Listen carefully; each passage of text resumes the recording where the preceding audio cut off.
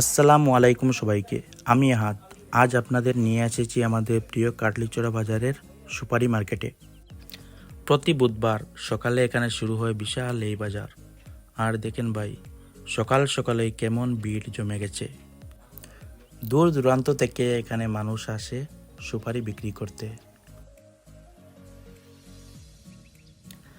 চলুন ভাই, একটু ভেতরে গিয়ে দেখি কেমন চলছে আজকের এই সুপারি বাজার।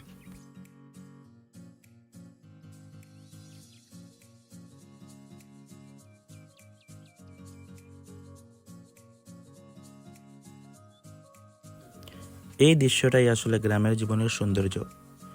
মানুষ পরিশ্রম করে, হাসি মুখে ব্যবসা করে, আর এই পরিশ্রমের মাধ্যমে আছে আমাদের গ্রামের সৌন্দর্য।